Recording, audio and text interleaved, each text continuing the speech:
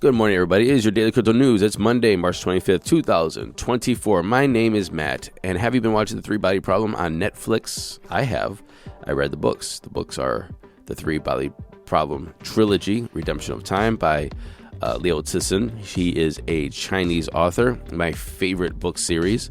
And Tencent is a Chinese company, and they turned into a TV show last year. It's 30 episodes, way too long, but relatively faithful to the books. Some changes, but relatively faithful in my opinion. And now Netflix has made a 8-part season 1 series of The Three-Body Problem. And I have mixed feelings about it, and I want your opinion about it. So email me, matt@dailycryptonews.net. If you're watching it, tell me what you think of it.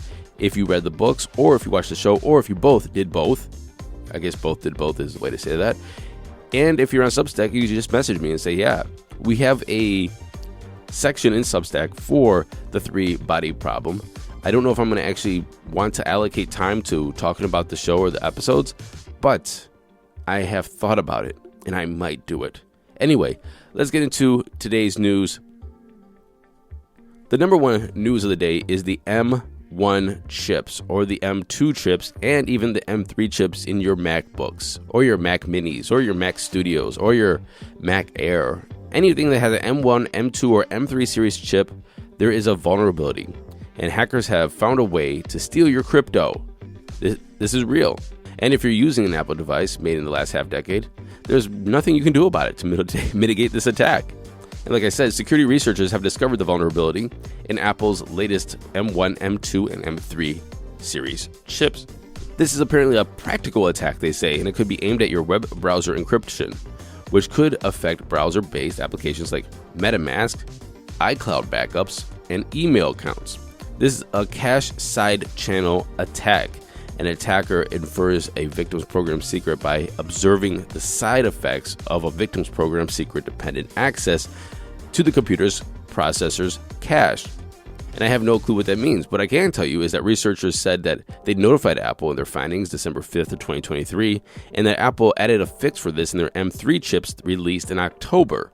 I think it might have been not all the chips, but it might have been later batches of the M3 chips might have a fix for this exploit, but the M1s and M2s do not. So TLDR, I've been on Reddit and I've been trying to find out how this actually works because I have no clue. So the TLDR is that it's a side channel attack that requires some specific set of events in a controlled environment to work. And this is over about an hour to 10 hours, by the way. It's not just instantaneous. So the threat level for average users, they say, is there's nothing to see here. However, if you're a high-value target and if your machine is seized and it's an M1 or M2, there's a chance that it could be used to extract keys and decrypt data. And again, I went to Twitter trying to figure out what's happening, and they said that it's not a big deal. It requires physical access.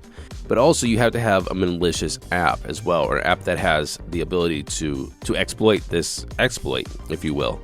And so apparently, what I read is apps like MetaMask and Phantom Wallets, they can update their apps to patch this exploit. So, long story short, if you have an M1 or M2, do not be worried. Just know that there is a possibility way if your machine goes to, I guess, somebody that's going to fix it, and you didn't erase the data, and you do have crypto in a wallet that is a malicious app. There's a lot of variables that have to be checked in order for this to work. So I wouldn't worry about it, but I would be conscious of it if I will. So like I said, if you have an app that has this vulnerability, that you do have these M2, M1 chips, then you take it to a physical location and they have the ability and they know that you have crypto and you're a high value person because it's going to take anywhere from an hour to 10 hours to do. So I think there's a lot of things here that have to work in their favor. So I wouldn't worry about it, but read more about it because, again, some of this stuff I'm just lost. I was reading Reddit on this, and some people are just like, I feel dumb by reading these articles because I have no clue what they're talking about. And that was me. That's why I went to Reddit and Twitter. So remember we were talking about Nigeria, and this story just gets wild, more wild. I love this. Not for the people who are held in custody in Nigeria. Remember, Nigeria caught Binance with around $26 billion of being, I guess, laundered through their system for Nigeria users. And so Nigeria was like, hey, what's going on with this $26 billion? Binance is like, I don't know what's going on with this. And so they wanted to talk about it. Binance said some apparently just newly christened executives over to Nigeria to discuss this, and Nigeria said, nah, we're just going to hold you here until we get what we want. Basically, we're holding you hostage for this ransom. And the ransom, I think, is around $10 billion. Now, the funny thing is they're not saying that it's because of money laundering or anything illegal. They're just saying that you didn't pay your taxes. So Binance was charged with tax evasion. Nigeria really doesn't care if you're money laundering, apparently. They're just like, hey, but did you pay your taxes on it? And so it comes down to that. Apparently there's something like 40% tax on money laundering.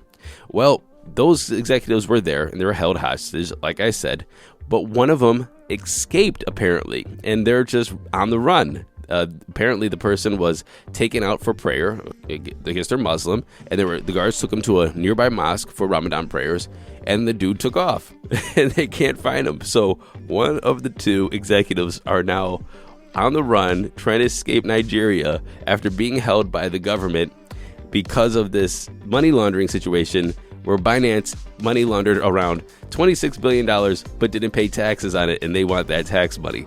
Again, I hope these two are okay. I hope they're okay, but I am very entertained by reading this news. Let's see how this shapes up. In news I don't care about, but I'm going to read it anyway. Kevin Hart, yes, the actor, comedian, whatever, he sold his Bored Ape Yacht Club Ape NFT for 83% less than he paid for it. Do I care? Not really. I don't care if he lost a little money on a Bored Ape Yacht Club purchase. The guy's worth like $500 million. Anyway, well, Bored Ape Yacht Club number 9258 was once owned by Kevin Hart. It was just traded for around 13.3 ETH, or around $46,000 earlier today on Blur. He bought it back in January of 2022 for around 79.5 ETH, or around $200,000. I think the interesting thing is that there was a company that reportedly assisted these celebrities to buy these Bored Apes, and this was a promotion with MoonPay. And so you had a lot of celebrities like Justin Bieber, Madonna, Jimmy Fallon. All of it was really cringy, and they had all these Bored Apes. The celebrities in MoonPay claim that the celebrities bought these Bored Apes and did not give them out for free, but we've also heard rumors that they were given out to these celebrities for free for promotions. And so then they went on Jimmy Fallon talking about their stupid Bored Ape. It was super cringe, but there you go. You have that news. Worthless news of the day. Binance would discontinue support for USDC deposits and withdrawals on the Tron blockchain by April 5th.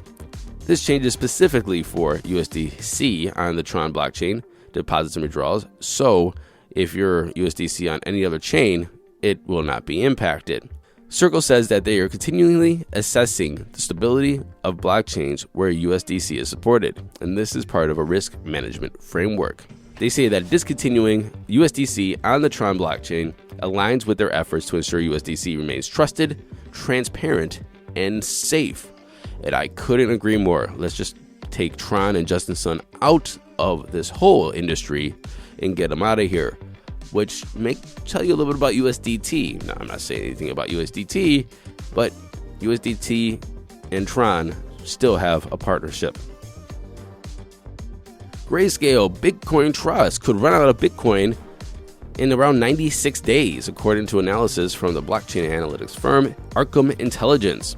Arkham tweeted this: Grayscale started the year holding 618.3 thousand Bitcoin for their Bitcoin Trust, GBTC.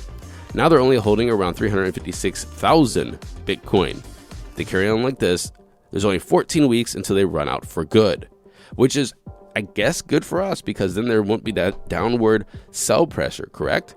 So let's speed this up a little bit. Let's get this over with. Let's rip off the Band-Aid. And finally, Polygon, Matic, they had a little issue over the weekend. Their zero-knowledge EVM chain was down for more than 10 hours, according to data from Polygon's Block Explorer. But this is okay. It's not a big deal. It is an issue, but it wasn't a big deal because it was confined to the rollup chain or the zero-knowledge EVM. And this has been in its beta version since launch of last year. All other chains running on Polygon's chain development kit functioned as normal. So everything was all good with Polygon besides this one beta version of its zero-knowledge EVM. Just FYI. Let's get into those crypto prices, see how we're doing today. Here comes the money. Here we go. Money talk. And the time is 10 o'clock a.m. Eastern Daylight Savings Time. If your agrees at 80, we are greedy. One more point and we're extremely greedy again. And I think that has to do with Bitcoin going up around 3.6% in 24 hours. It's in at $67,000, around $800. Ethereum is number 2 at $3,480, up 2.7%. Tether's number 3. Binance is at $580, up 4%. And Solana is up 8% at $189.